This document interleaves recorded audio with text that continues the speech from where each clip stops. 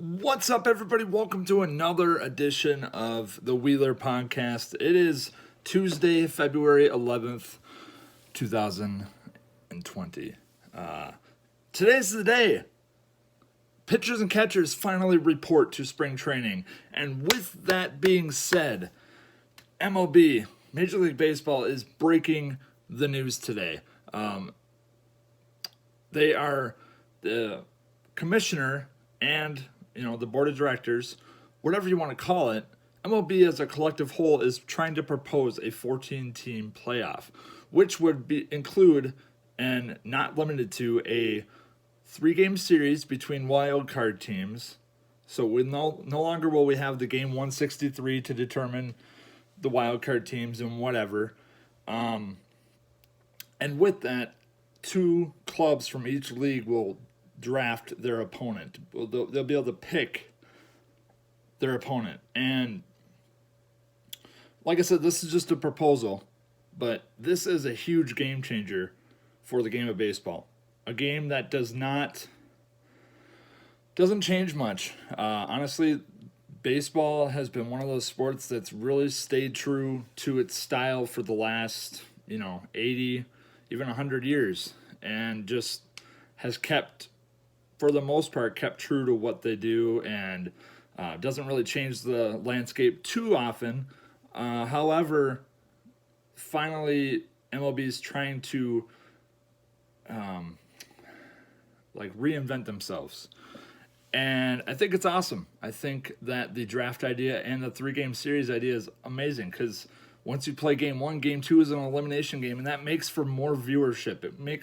It creates a bigger market for this game. I know the common theme with a lot of people for baseball is that it's boring.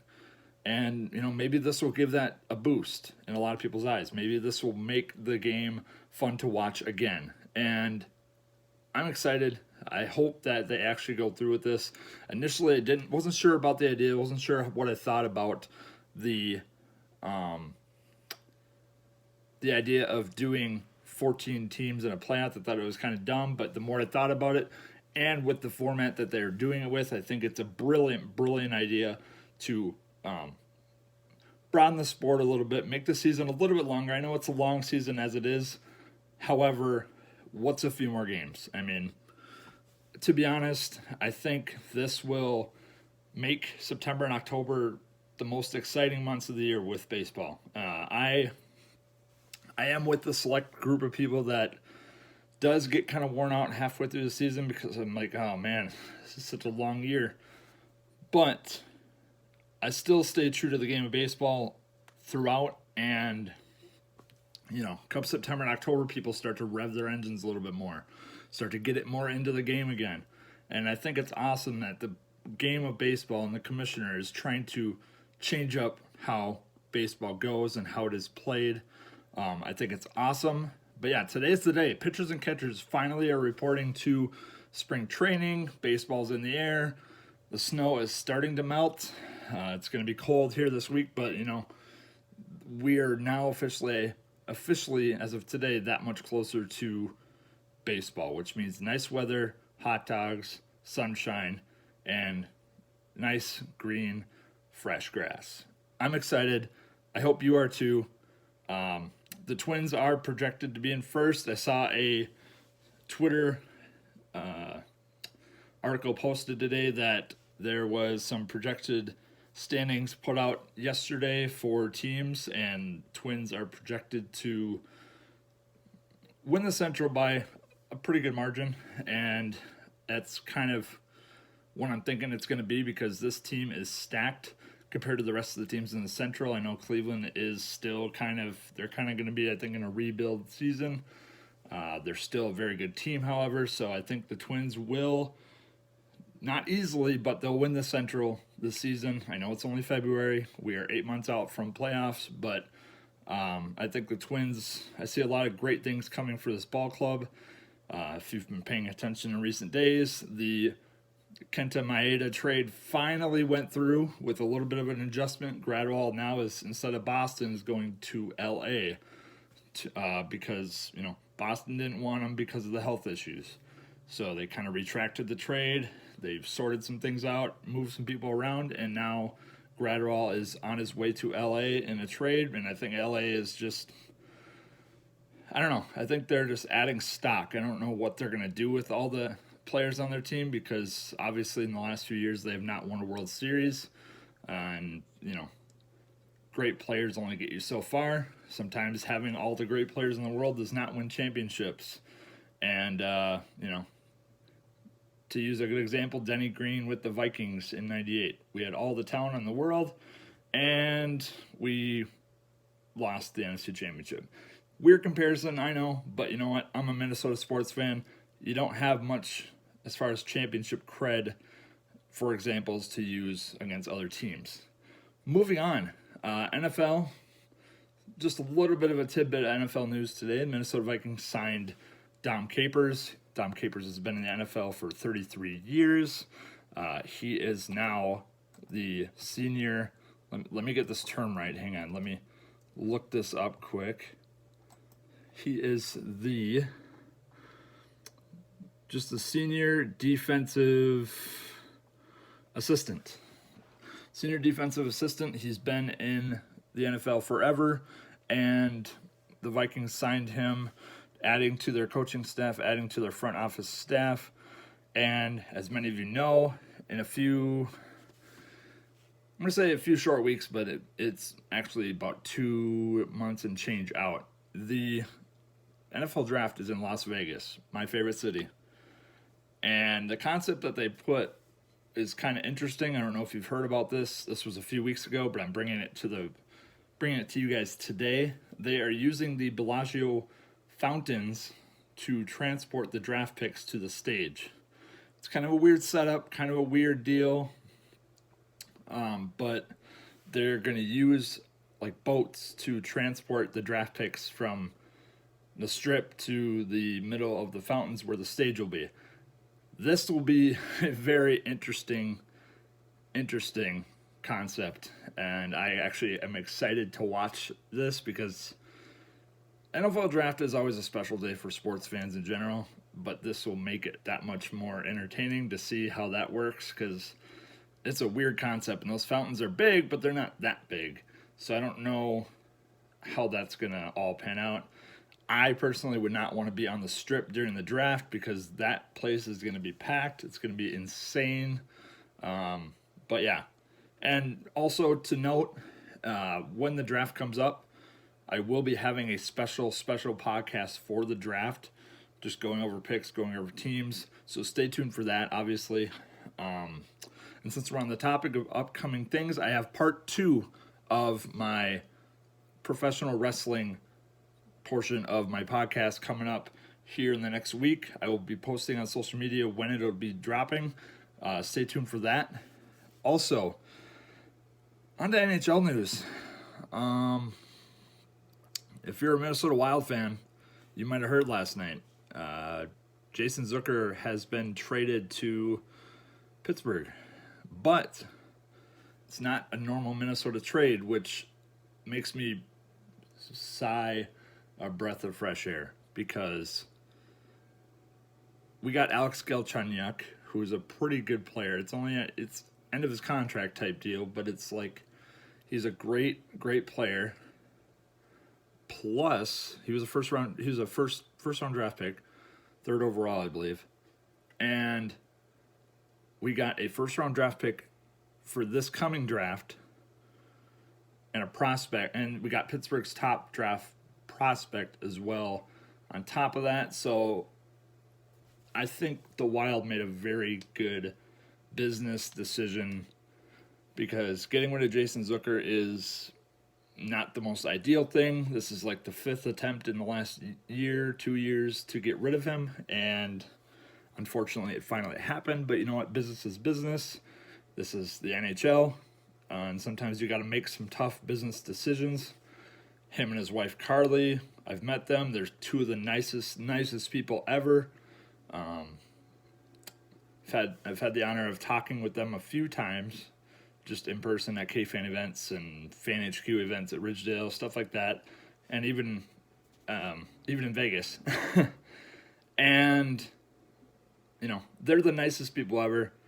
As far as I know, like Carly is keeping the family here, but Jason's leaving. Jason's already in Pittsburgh, ready to play tonight against the Lightning.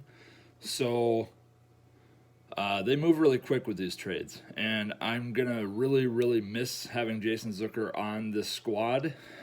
He's personally my favorite hockey player, but I don't know if I can bring myself to buying a Penguins jersey.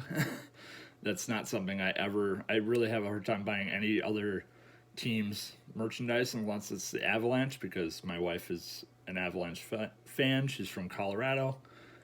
And yeah, I think this was a good trade. It was a tough pill to swallow, but it's a good trade nonetheless. I think the Wild are playing really, really well. About a week ago, they were not looking too hot, but the last 3-4 games, they have kicked it into a different gear. I don't know what's clicking. I don't know what's happening. It kind of went from zero to hero, to be honest, because I've actually watched all of the last games for them, last three games, and they are playing tremendous hockey. And I couldn't be more excited at the idea that this team might be for real. Yeah, we're outside looking in on the wild card spot, but everybody's pretty tight knit in the wild card race right now. And if this team continues to click and continues to win, I think things will go well. Kevin Fiala of the Minnesota Wild, we got him last year in a trade for Mikael Granlund, and honestly, that trade's working out better, I think, for us, just because Mikael Granlund's having a good year, but he's having a good year for Mikael Granlund standards. He's not having a trophy winning season with them. Let's see if I can pull up the stats real quick. He has 13 goals, so that's okay. 22 points. So yeah, he's having an okay year. Kevin Fiala has just been on fire lately. Something's been lighting up for him, because he is, every time I turn the TV on, he is scoring goals, or a goal, or more than one goal, but he is just dominating on the ice. And I think Fiala is so far proving that he was a good pickup for the Wild. I think that he'll continue to succeed and be better. Same with Ryan Donato. I think Ryan Donato coming here from Boston was a great move, because goals don't always show how good a player is. Example, Jonas Brodin, who's been on our team forever. He's one of the better defensive defensemen. He can do things that you can't really teach a lot of defensive players. So goals don't always reflect how good a player is, and that's it's a weird way to put it, but the Western culture way of things tells us to look at goals and points and nothing else. But, you can be an amazing hockey player, but be strictly defensive as a hockey player. So I'm excited to see where this team goes. We play Vegas tonight, 7 o'clock at the X. And then we play New York Rangers on Thursday, also at 7. So I'm excited to see how this team does. They're amazing at home. They're amazing at what they do. They're starting to show some oomph. They're starting to show some fight. Playing physical. Forecheck is looking great. PK, penalty kill, is the real problem. This team needs to work on playing defense and not getting penalties, because the Colorado game the other day, it seemed like every 5 seconds they were getting a penalty. Every chance they could, every breakaway they could, they took a penalty. And I've talked to a few people about this week, that at some point you got to trust your goaltender, and you got to be able to trust Dubnyk or Stalock or whoever's in net that they're going to make the save. You can't always take a penalty on every breakaway. And taking a penalty is not the best of moves, because, as I mentioned, Excuse me, sorry, I'm yawning. I'm really tired this morning. Penalty kill is the worst in the league. Statistics wise and visually, they're the worst in the league. And that's, I mean, if this team does not make the playoffs this year, that will probably be the downfall. It comes down to the small things. Penalty kill is a huge part of the game, but, it's a small part in a season, and it can really, really kill and make a difference in a hockey game.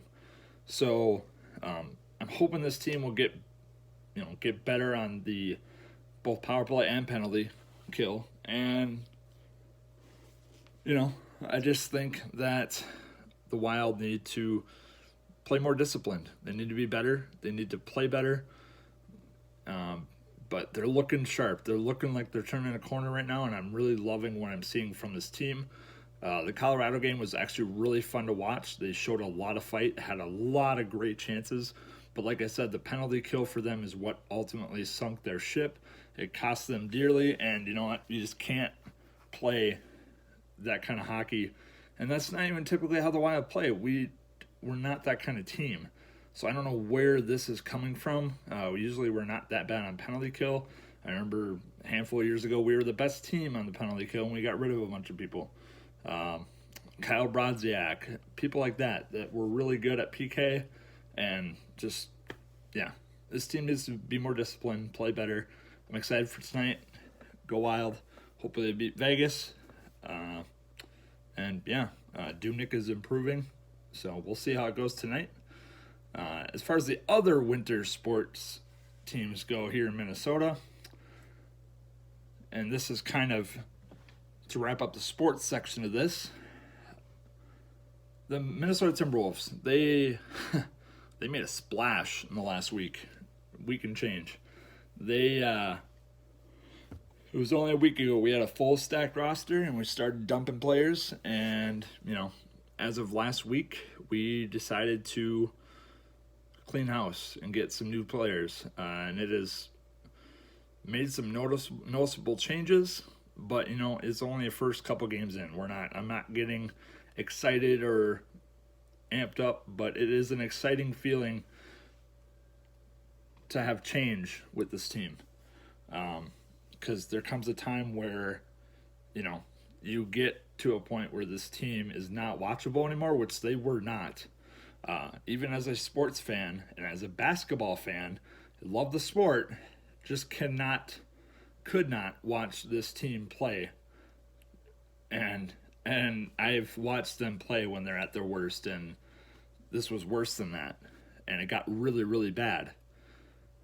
So something had to happen. The Wolves finally picked up D'Angelo Russell. They made some moves. They got some other I'm not going to say star players, but quality players to throw out there with Towns and Culver and Okogie. But,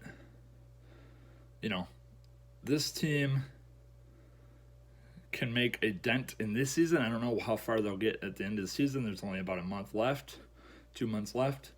But,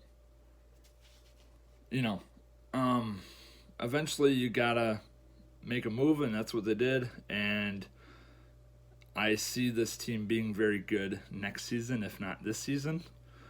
They can definitely work out their kinks the rest of the way this season and just rebuild in the offseason, revamp themselves, get themselves mentally right. But the struggle with this team is strictly defense. At half, they allowed, I think it was 76, 79 points yesterday at halftime. And you can play offensively that way, but when you're allowing 70 points by half, that's kind of alarming to me, at least. That's kind of the borderline. 60 is okay, 70 is kind of too much, and that's kind of showing that you need to work on the defensive end of things a little bit. But, as far as offense, this team's got many weapons now. Malik Beasley, it's raining threes the other night. Wolves tied a franchise record for 3-pointers in a game, and that's incredible, especially for the first game with the squad. I don't know if it's because they had a chip on their shoulder or what it was. Something clicked. Something did really, really great, and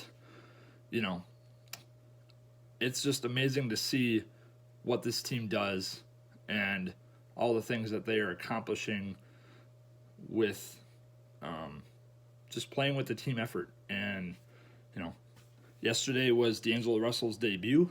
He had 23 points, 5 assists. Towns had 22.7 assists. Yeah, I think they totally rejuvenated themselves by making these moves. And to top it off, Towns and D'Lo bought 1,000 tickets for tomorrow night's game. Yours truly will be there. I can't wait. I haven't been to a Wolves game in about a year, and it's exciting. I'm excited to get a taste of the atmosphere at Target Center and see what this team has to offer in person. I'm excited. I'm amped. I'm pumped. Basketball is great again. As a kid, I played house league basketball pretty much my whole childhood and followed it religiously. And then I just kind of sunk into the hockey aspect of things, but I still kept that love for basketball in my repertoire. I still love it. Personally, I love playing it more than watching it, just because every time I had a basketball game, I made sure I texted anybody and everybody I knew in high school, junior high, to come and watch me, because I really enjoyed, as horrible as I was at times at playing basketball, I really enjoyed playing it. It was one of my favorite things as a child, and I feel like a kid again, watching this team make moves and bring the kind of rise from the ashes, so to speak, here in Minnesota, and I'm beyond excited. I don't know if it's the Ritalin or what it is that's kicking in, but I'm excited for this basketball team. It is incredible to see what a few moves can make and what it can do to an entire state, an entire fan base, and makes kind of the Wolves relevant once again. They have a long ways to go, I get that, but they've been a talker for the past week, and I'm excited. I am really excited to see what this team can accomplish down the line. It is an exciting time to be a Minnesota fan this week. You got Twins, you got Wolves, you got Wild, you got it all. And, it speaks a lot to kind of the downfall of Minnesota sports. It's kind of been one of those things where,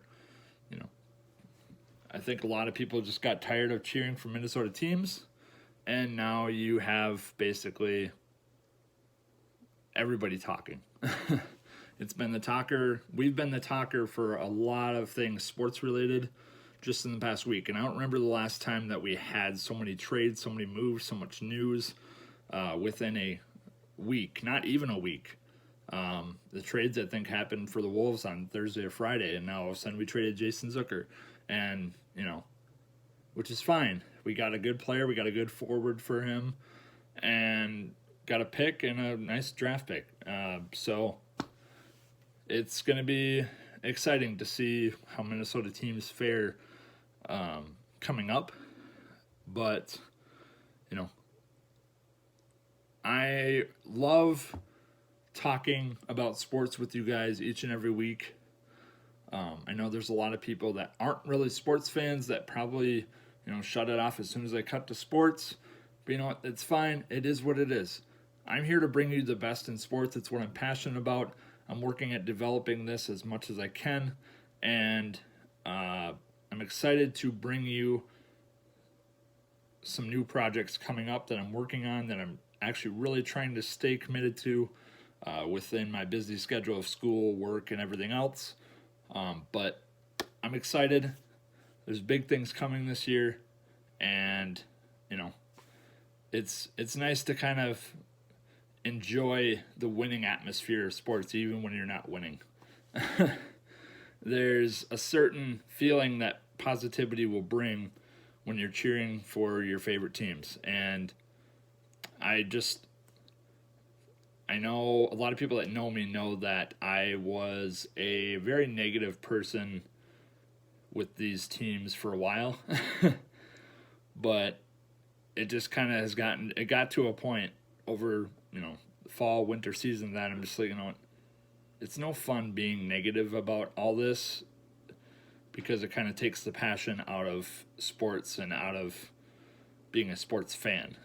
Being negative about everything kind of gets you nowhere, and that's kind of the topic of today that I'm going to talk about.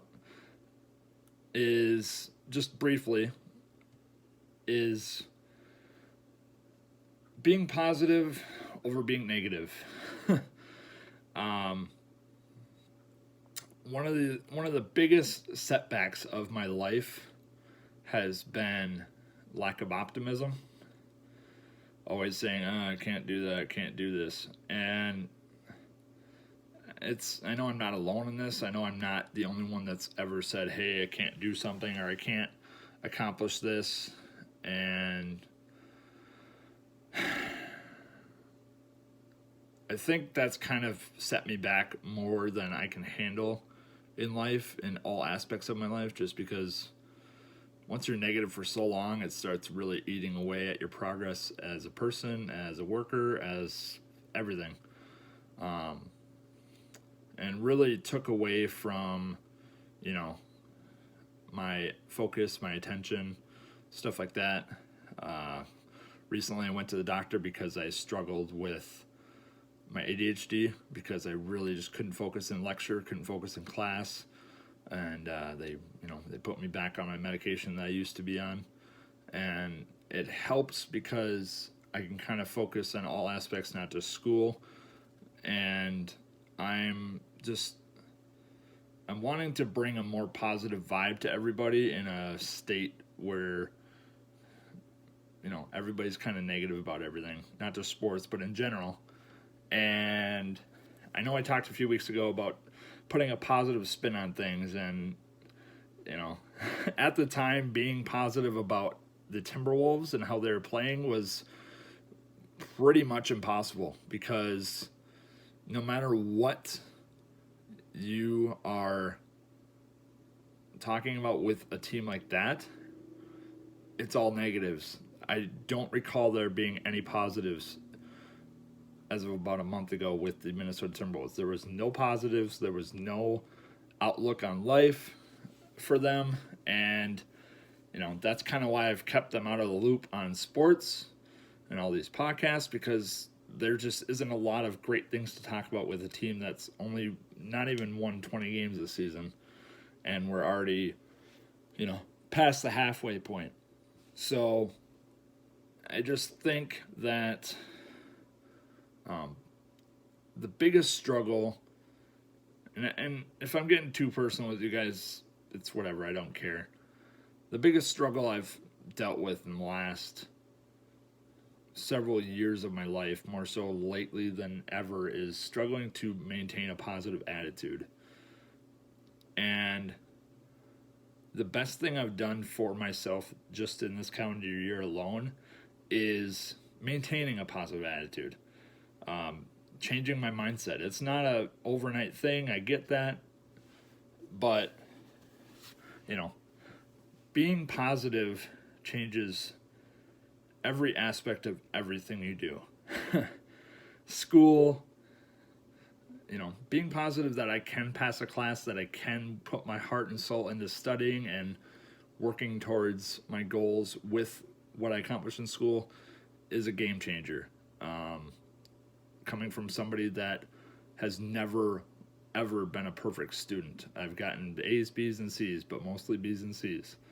And I often look back and say, man, I could have probably done better, especially when it comes to high school. I could have gone to a 4-year college had I, attempted to be better in school and attempted to take chances with those exams. And,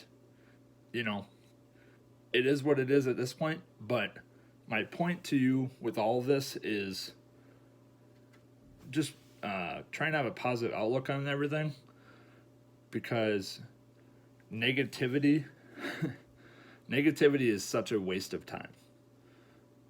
Why would you want to waste a minute of your day being negative when being progressive and being motivated and moving forward is all about being positive?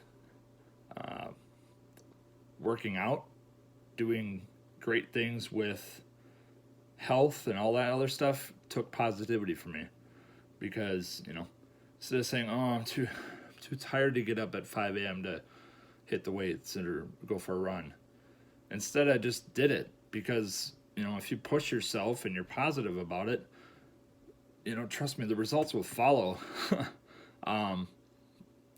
Take it from me.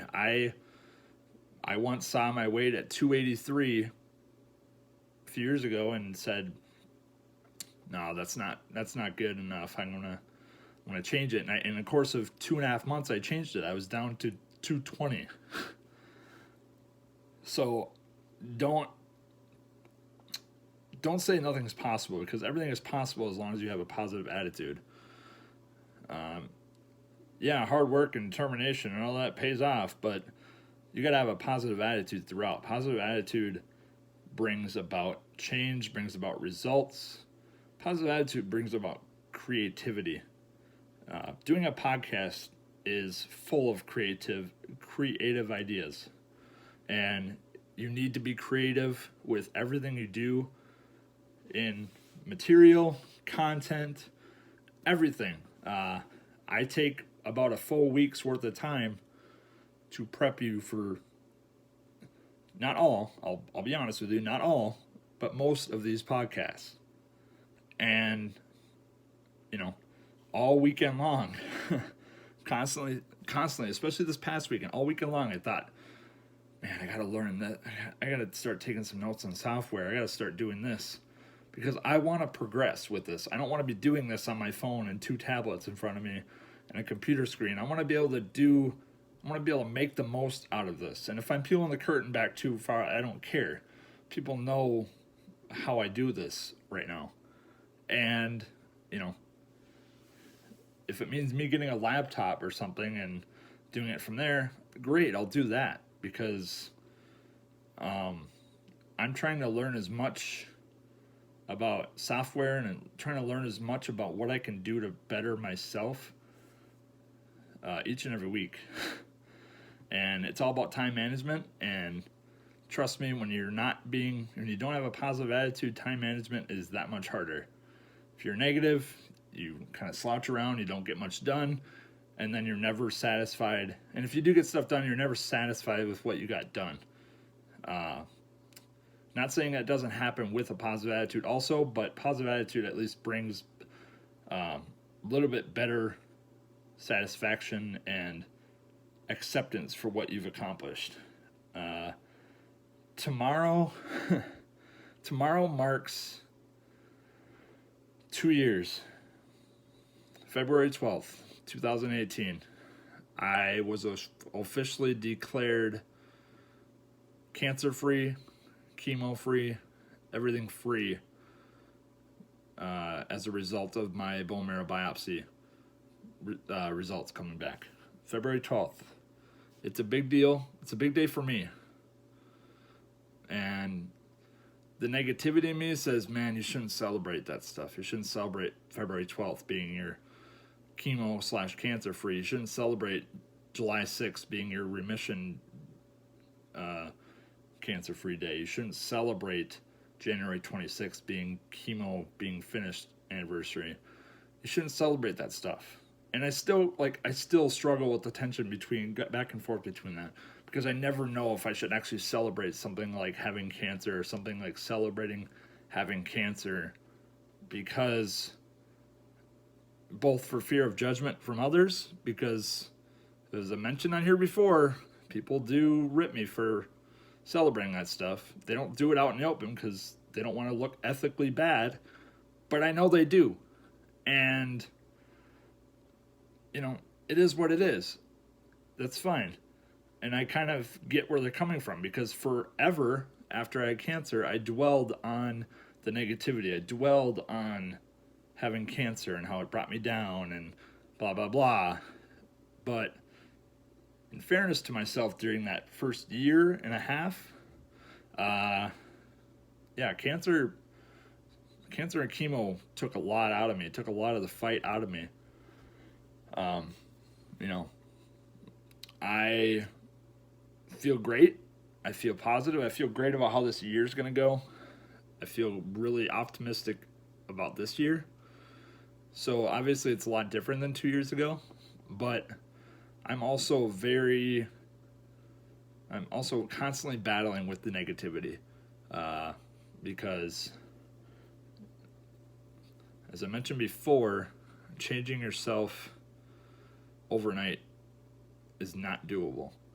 You can't just change your mindset like a flip of the switch and be positive. You have to at least for me, you have to kind of work your way into it and mesh that into your brain that positivity prevails overall, because, negativity just drags you down, keeps you from your goals, keeps you from even the smallest things like getting the dishes done or laundry done or anything like that. I just